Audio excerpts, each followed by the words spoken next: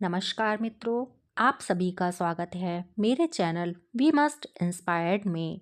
मित्रों, कहानी शुरू करने से पहले मैं आप सभी से एक निवेदन करना चाहती हूँ। अगर आपको मेरी कहानी अच्छी लगे तो मेरी कहानी को लाइक, शेयर और मेरे चैनल को सब्सक्राइब करना ना भूलिएगा। धन्यवाद। बहुत समय पहले की बात है। एक युवा साधु जो अपने गुरु के कहने पर आत्मज्ञान की खोज में निकल पड़ा। वह वर्षों तक जंगलों, पहाड़ों और मठों में भटकता रहा, लेकिन उसे कहीं भी शांति नहीं मिली। उसे यह नहीं समझ आ रहा था कि सत्य क्या है और उस सत्य को कैसे पाया जाए। जब एक दिन उसने सुना कि गौतम बुद्ध पास के एक गांव में आए हैं, तो उसने सोचा, अगर कोई व्यक्ति मुझे सत्य का मार्ग दिखा सकता है तो वह केवल बुद्ध ही हो सकते हैं। वह बुद्ध के पास गया। वहां पर हजारों लोगों की भीड़ जमा थी और बुद्ध बहुत ही शांत भाव से प्रवचन दे रहे थे। जब उनका प्रवचन समाप्त हुआ तो वह युवा भिक्षु उनके चरणों में गिर गया और बोला, भगवान, मैं वर्षों से सत्य की खोज में हूँ, लेकिन अब तक उसे नहीं पा सका। कृपया मुझे सत्य का मार्ग दिखाइए। बुद्ध ने मुस्कुराते हुए उसकी ओर देखा और बोले, तुम सच में सत्य की खोज में हो?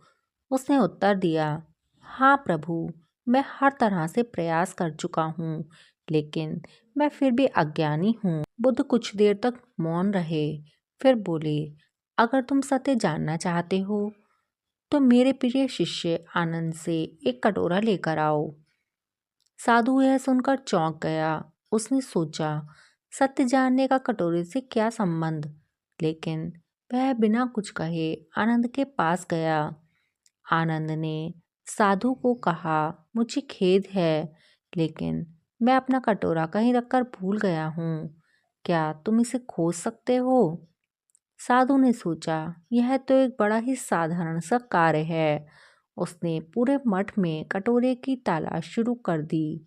वह बुद्ध के कमरे, भोजन कक्ष, आश्रम के आंगन और बगीचे में गया, लेकिन उसे कहीं भी कटोरा नहीं मिला। कुछ घंटे बीत गए, लेकिन कटोरा नहीं मिला। वह थक गया, लेकिन उसने हार नहीं मानी।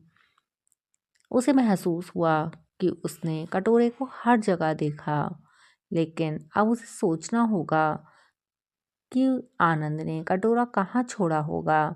उसने अपनी आंखें बंद की, कुछ देर शांति से सोचा और फिर ध्यान लगाया।